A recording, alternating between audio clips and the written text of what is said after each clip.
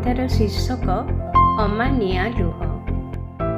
ଲୁହ ଝରେ ନାହିଁ ଦୁଃଖରେ କେବଳ ସୁଖରେ ବି ଝରିଥାଏ। ଆତ୍ମୀୟତା ଟିକେ ଲଭି ଗଲେ ଥରେ ଛର ଛର ଲୁହ ବୋହିଯାଏ। ଲୁହ ଖାଲି ନୁହେଁ ଦୁଃଖର ପ୍ରତୀକ, କେବେ ହୋଇଯାଏ ଖୁସିର କୁହୁକ।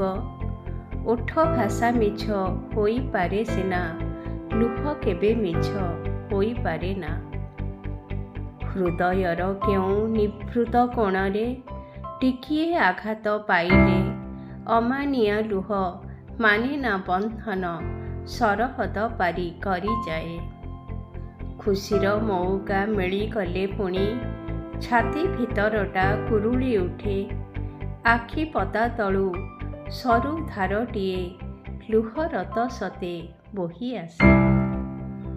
ଅପର ଦୁଃଖରେ ସମଦୁଃଖୀ ହୋଇ ଆଖି ଛଳ ଛଳ ହୋଇଯାଏ। କାହାର ଖୁସିରେ ସମ୍ମିଳିତ ହେଲେ ଆଖି ପତା ତଳେ ଖୁସିର ଲୁହ ତ ଜକେଇ ଯାଏ। ଦରଦୀ ମନର ବ୍ୟଥା ଓ ବେଦନା ଧୋଇ ହୋଇଯାଏ ଆଖି ଲୁହରେ। ନୀରବୀ ମନର ଅକୁହା କଥା ବୁଝି ହୋଇଯାଏ ତା ସାଥିରେ।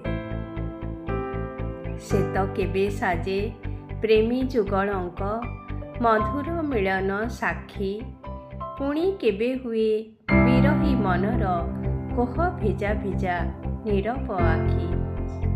ଲୁହ ଖାଲି ନୁହେଁ ଅନ୍ଧାର ରାତିର ଭରା ବିଷାଦର ଛାୟା, ଲୁହ ଅଟେ ପରା ଜୀବନ ଦର୍ଶନ, ବଞ୍ଚିବାର ଏକ ଆଶା।